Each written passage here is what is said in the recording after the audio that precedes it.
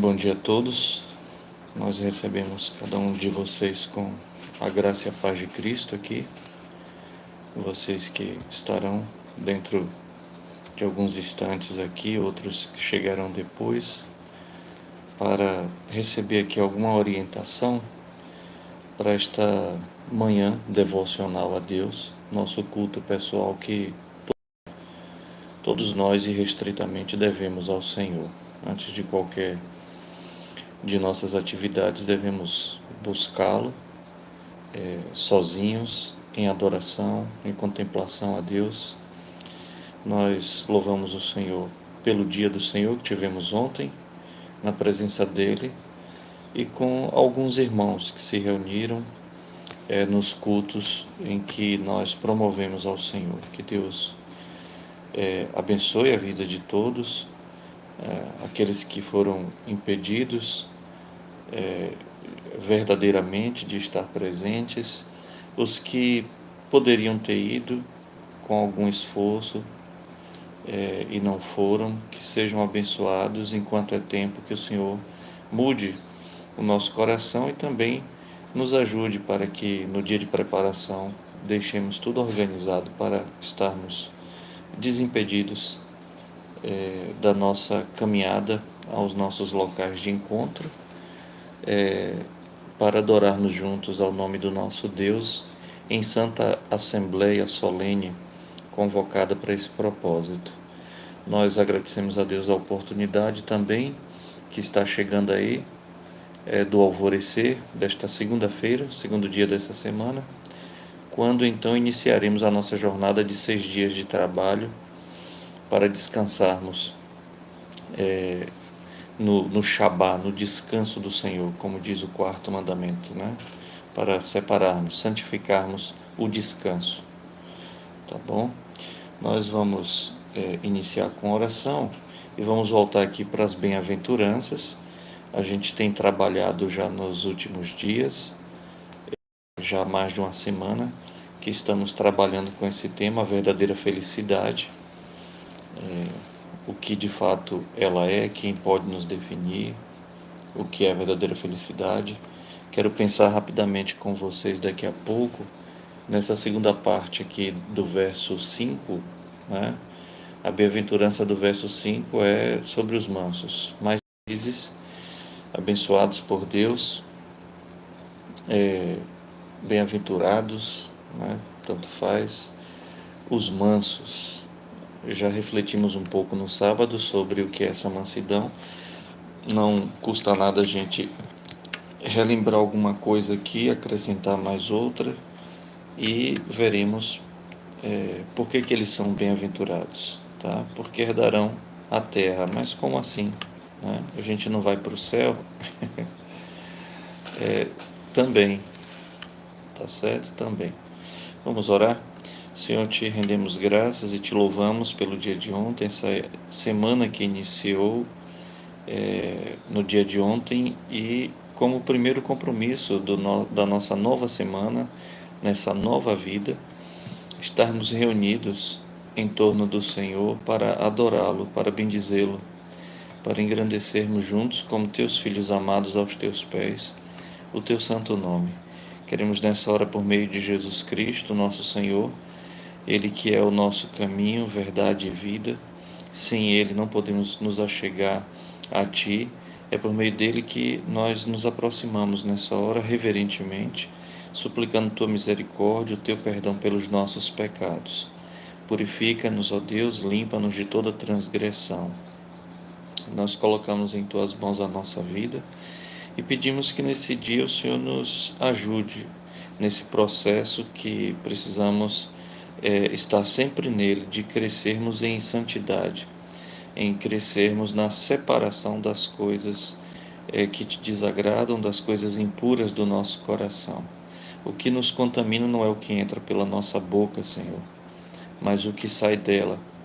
E a boca fala do que o coração está cheio. Então, que nós possamos, de fato, todo o tempo, movidos pelo Teu Espírito e através do ensino da Tua Palavra, estarmos caminhando na direção de Cristo. Temos que ir para Teu Filho Jesus Cristo. Só Ele tem palavras de vida eterna. Nós queremos te rogar que o Senhor nos abençoe, nos dando conforme a tua misericórdia, que se renovam a cada manhã. Tuas misericórdias não têm fim, duram para sempre. Que sejamos alcançados, cercados, cobertos, ó Deus, por tuas misericórdias, e que o chão que a gente pise seja também o chão das misericórdias do Senhor, que não nos deixa escorregar, que não nos deixa tropeçar, que não nos deixa cair. Livra-nos nesse dia de todo mal, nos dê o pão de cada dia, abençoe cada vida aqui, ó Deus, no nome de teu Filho pedimos. Amém. Meus irmãos, nós temos observado aqui, a partir do que Cristo ensina no comecinho, na abertura, tá bom? Na introdução do Sermão da Montanha, Jesus Cristo, antes de dizer como o cristão deve proceder na sua vida prática, no dia a dia, aplicar, e aí ele tem aplicações práticas sobre oração, jejum, sobre ansiedade, sobre tudo. É maravilhoso o texto de Mateus capítulos 5, 6 e 7, o Sermão da Montanha. Mas logo no comecinho, Jesus chama os seus discípulos para ensinar para eles o que eles devem ser, tá bom? Eles devem buscar ser bem-aventurados, e não no sentido de que por si só o homem possa alcançar bem-aventurança. Ela é dada por Deus, essa bem-aventurança. E uma vez dada essa bem-aventurança, devemos nos firmar em sermos bem-aventurados, em sermos pessoas mais que felizes, não apenas felizes, tá? Mas mais que felizes, é um sentido mais pleno, mais completo do termo bem-aventurado.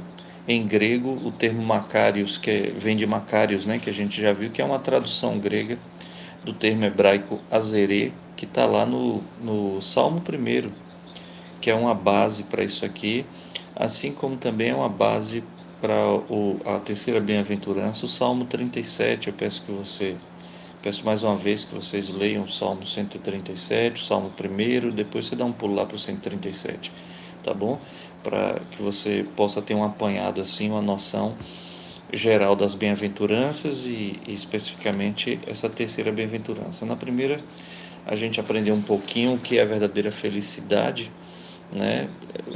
Feliz de fato é alguém que é abençoado por Deus, independente das circunstâncias, independente da saúde, independente da economia do bolso, independente de tudo, independente de que governo está instalado ou esteve instalado. O cristão ele não tem ideologias. A gente vai ter uma aula no canal aqui sobre por que não temos ideologias, tá bom? Porque quem é esse não temos? Nós, os cristãos bíblicos. Por que um verdadeiro cristão ele não tem ideologias? Ele não adota ideologias. Nós temos o cristianismo. E se você não está satisfeito com o cristianismo que tem, é porque o seu cristianismo precisa ser melhorado. É só isso. O meu precisa ser melhorado. E todos os dias, não há dia, todos os dias da semana, mas já faz parte do seu trabalho, pastor, conhecer cada vez mais para ensinar também a igreja. Sim, eu não nego isso, de que eu tenho um pouco mais de vantagem, mas eu não vivo do ministério pastoral praticamente. Então, assim, eu preciso de tempo, como vocês, para cuidar de várias outras coisas, muitas outras coisas. Então, eu uso as madrugadas para aprender um pouco mais. Eu aprendo com quem sabe mais, independente da idade que tenha. O fato é que a gente deve ir para aquelas pessoas que já têm também desenvolvido um cristianismo baseado na Escritura. A verdadeira felicidade da gente, ela vai sendo alcançada, tá? Não vem um pacote pronto, não.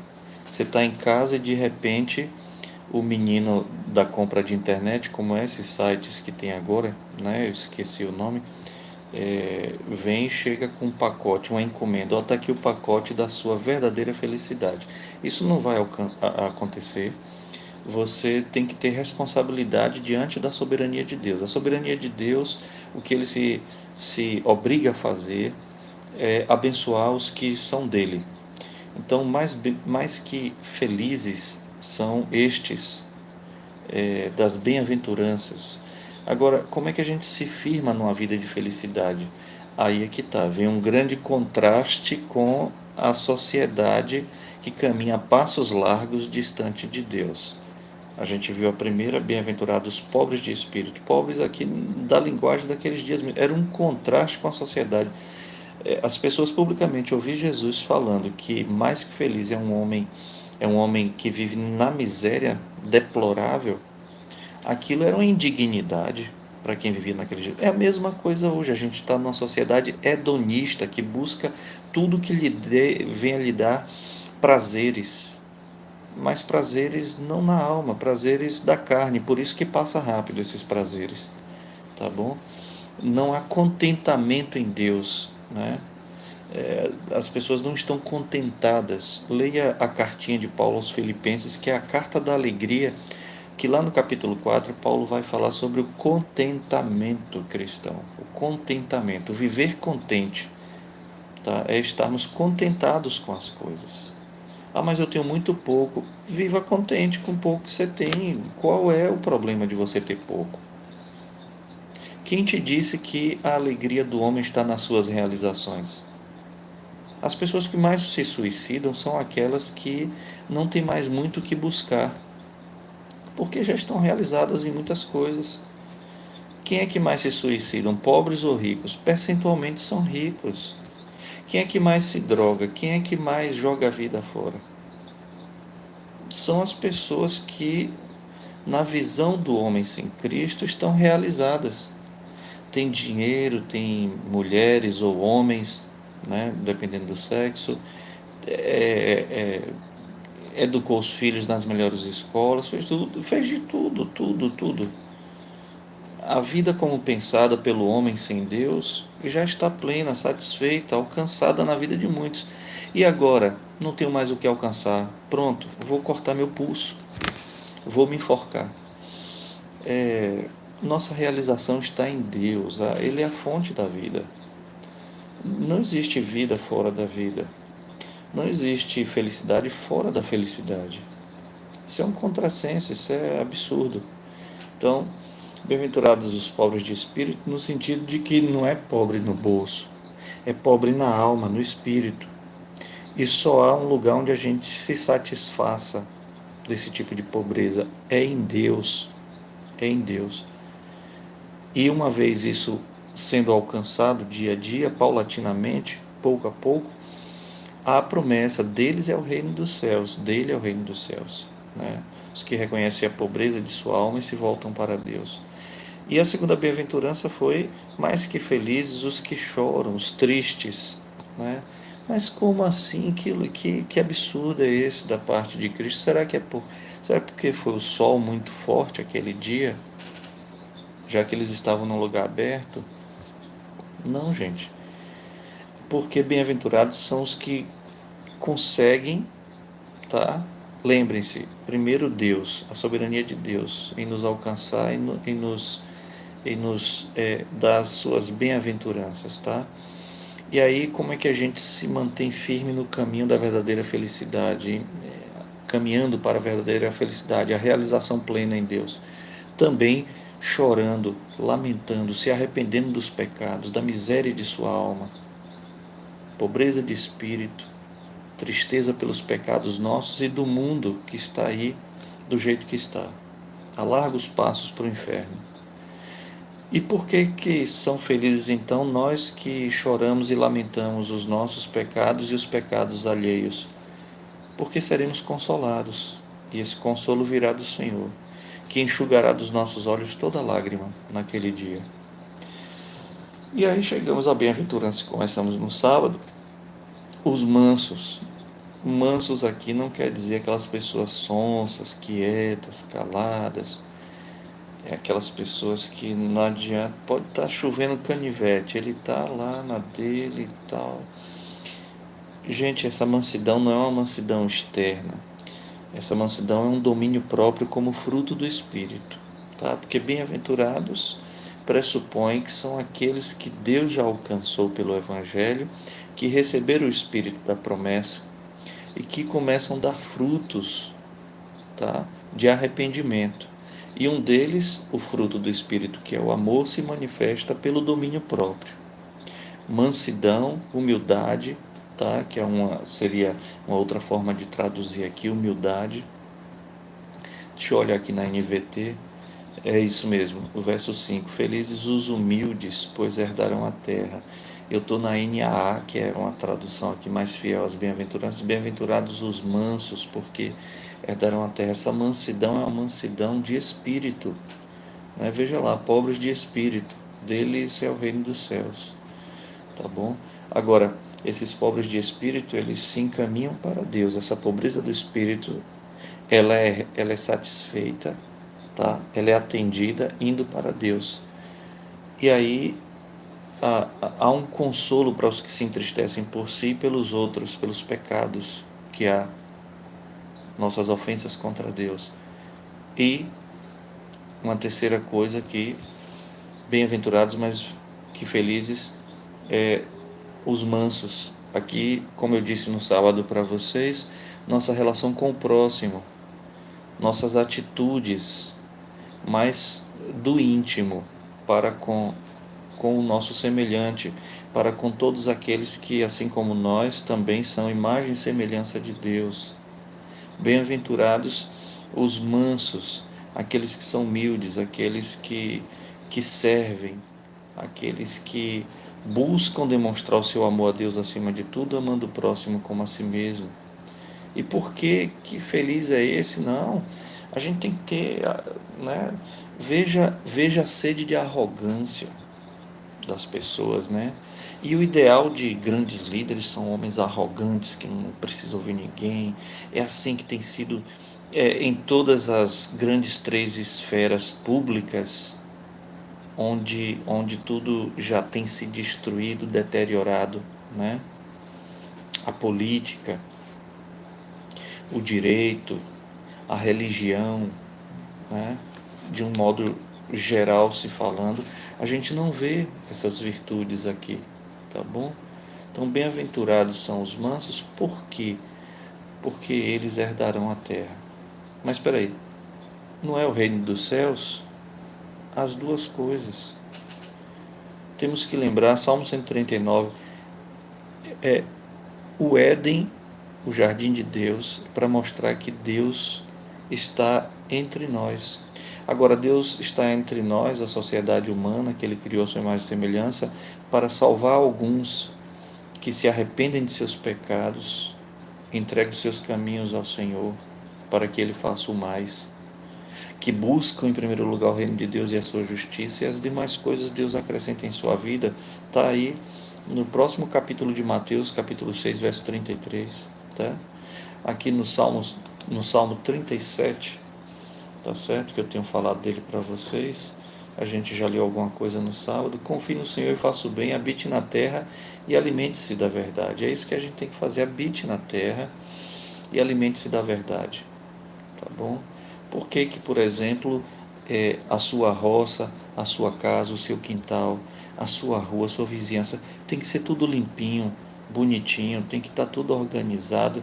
Esse trabalho também, se for feito no Senhor, não será em vão, porque Cristo morreu para redimir nós dos nossos pecados, mas vamos precisar, depois da ressurreição do corpo, vamos precisar morar. E a gente não vai morar num espaço, a gente vai morar na terra, na nova terra, a terra renovada pela presença do Senhor. E o Éden serve para mostrar isso, a habitação de Deus entre nós. A gente não pode fugir da presença de Deus, nem indo ao lugar mais alto, como diz o Salmo 139, nem descendo ao mais profundo abismo. Onde a gente for, a gente vai encontrar Deus, tá bom? Então, confie no Senhor, faça o bem, habite na terra e alimente-se da verdade. Olha só que palavra maravilhosa. Como é que eu vou fazer isso? Agrade-se do Senhor, né? Agrade-se da vontade de Deus para a sua vida. Sirva o Senhor de todo o seu coração. Ele satisfará os desejos do seu coração, mas agora de um coração que se sujeite em agradar ao Senhor. Entenda essa relação, tá? Deus vai satisfazer o desejo do meu coração se eu fizer um sacrifício? Não, sacrifício para Deus é tolice. Isso está onde? Em Hebreus. Leia a carta aos Hebreus. Então, entregue o seu caminho ao Senhor. É assim que a gente se agrada do Senhor, para que Ele satisfaça os desejos do coração que se sujeitem a agradar ao Senhor. Entregue o seu caminho ao Senhor, confie nele e o mais Ele fará. Mas Ele fará conforme sua vontade, para um coração que já está sujeito a essa vontade de Deus. Entregue o seu caminho ao Senhor, confie nele, o mais Ele fará. Fará com que a sua justiça sobressaia como a luz e o seu direito brilhe como o sol ao meio-dia. Nos satisfaremos plenamente em Deus. Descanse no Senhor, espere nele. Não se irrite por causa daquele que prospera em seu caminho, em seu mau caminho, por causa daquilo que realiza em seus maus desígnios. Olha só, não fique com inveja dessas pessoas. Deixa ir, abandone o furor. A gente leu isso aqui sábado. Não se irrite, certamente isso acabará mal. Os malfeitores serão exterminados, mas os que esperam no Senhor possuirão a terra. Terra e céus, eu já disse para vocês, estarão juntos de novo. Estaremos no paraíso, no habitat de Deus, tá bom? A gente vai ver depois só sobre isso, alguma coisa, tá? Mas eu já quero convidar você para se inscrever no canal. Mais uma vez, eu esqueço aqui sempre de pedir isso. Não gosto de pedir, é desconfortável para mim pedir. Mas o canal não está crescendo em número de inscritos. A essa altura, quase ninguém vai ver esse final aqui, é verdade, né? Não dura a visualização até o final do vídeo, infelizmente. Mas a gente precisa desse apoio, da sua inscrição. E quero avisar vocês que a gente já vai começar uma playlist da nossa relação com Deus. É sobre aliança, tá bom? Então, os mansos herdarão a terra e terão alegria na abundância de paz, diz o verso 11. Leia todo o Salmo 37, ele é maravilhoso. Ontem tivemos um salmo também maravilhoso à tarde, pregado pelo presbítero Fabrício, o Salmo 16, que fala também da felicidade da gente, tá bom? Que Deus nos abençoe. Vamos ter uma palavra de oração e amanhã a gente vai para a nossa quarta bem-aventurança, tá certo? No verso 6, os que têm fome e sede de justiça, porque serão saciados, ok? Vamos orar e aí a gente se encontra 12h30, aí agora à mesa de refeição com a família. Senhor, nós rendemos graças ao Teu nome, Te bendizemos por Tua bondade infinita, o Teu amor, a Tua misericórdia. Nós queremos render graças ao nome do Senhor e Te pedir que o Senhor nos dirija, nos conduza nesse dia no caminho, ó Deus, de um bem-aventurado. Possamos agir com mansidão, com humildade, com temperança, com domínio próprio, ó Deus. Possamos experimentar de fato, não tentarmos esboçar estas coisas como se partissem de nós mesmos, mas como fruto do Espírito. Para isso precisamos ter o Teu Espírito. Para que tenhamos o Teu Espírito dentro de nós, vivificando nossa vida, é necessário nos arrependermos de nossos pecados e crermos a Cristo como Salvador, único e necessário da nossa própria vida. Nós pedimos a Deus que o Senhor nos ajude para que nos arrependamos, creiamos no Evangelho, para que sejamos salvos. Ajuda-nos, fica conosco, nos dá um dia de paz, é o que nós rogamos em nome de Cristo. Amém. Deus abençoe a cada um.